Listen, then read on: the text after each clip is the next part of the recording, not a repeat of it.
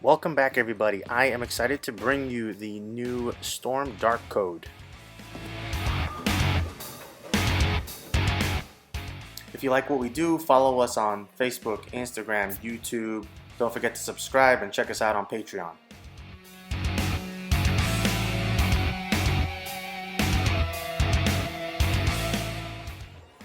First impressions, it's not too much, it's not too little. The Dark Code is just right. Okay, so we get another Code Lime Ball. The Rad cores have worked well for Storm over the years, and the Code Black was extremely popular. That particular ball uses typically clean, angular R2S pearl cover. The Dark Code uses what's called the Rex pearl cover. We saw the Nex pearl and the Axiom pearl. And theoretically, basically, it's a combination of R2S and Nex. So you get this clean look of the R2S with a bit of extra traction that blends a bit better. Honestly, I guess I would say that's exactly what we saw with the Dark Code. I'll preface that it's probably smart to watch multiple videos, as different lane surfaces and patterns will give you different looks, as with different style bowlers. We have a pretty typical fresh house shot here, what I would consider walled. The lane beds have some built-in track friction and earlier motion in general as compared to HPL, for example. That being said, the ball was totally happy from more direct trajectory on my side, the left side, as it was getting towards the third arrow. It's what I would call longish with a very readable transition.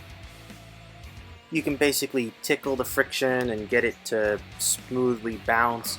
I could continue moving in and you can see the shape transition. What I found interesting was that it didn't respond very hard to the outside friction. Debating if that's good or bad. I think that the formula that doesn't just stop when it sees friction means you can actually play closer to the house shot friction without major punishment you might get from a sharper response shape. At the same time, you might not get the forgiveness of the big miss if you're getting in. And that's a virtue, love it or hate it, from a bit stronger cover stock formula. It's the kind of shape that I might actually slot in the mid-late part of my bag if you ask about Arsenal fit, as it doesn't behave early or strong enough for me to fit it in the mid-defined, which is what you might typically think with a kind of clean ASIM. I would say the Nuclear Cell or Snap Lock is that type of stronger fit. So Brian's up next, and ultimately we had a very similar look. As you know by now, our games and styles are quite a bit different, and having multiple testers gives us a better idea of how a ball responds to different styles.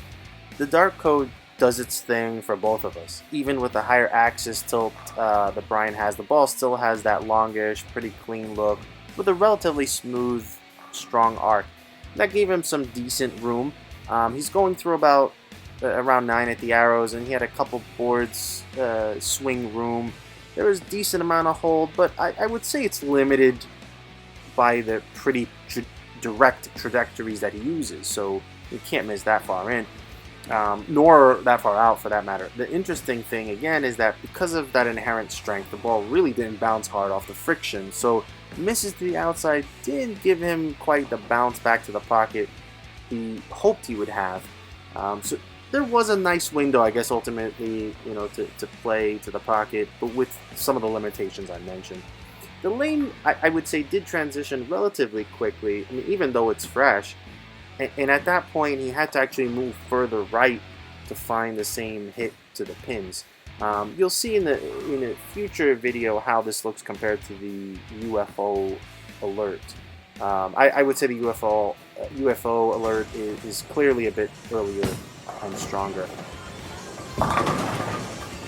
He had a chance to quickly compare to his Phase 3, and while the Phase 3 had about the same length, it was visibly stronger down lane responsiveness. So then the question for him is, when would the Dark Code come into play if he already has a Phase 3, for example, in the arsenal?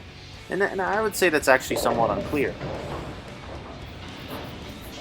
Alright, so final thoughts. At the end of the day, I think the Storm Dark Code will be immensely popular. I mean, it's a code ball at the end of the day. It's clean, it's strong enough to deal with most house shots, it's angular enough to give people the kind of the shape they want to see, it's smooth enough to be useful on some sport shots, Some may be a little surprised it doesn't kind of bang down lane like an Astrophysics or Phase 3, UC2, or even the Code Black for that matter. And people may perceive that as weaker. I mean, ultimately, it is unique from those, so have a look at what we saw and some other reviews to figure out where it might fit in the bag for you.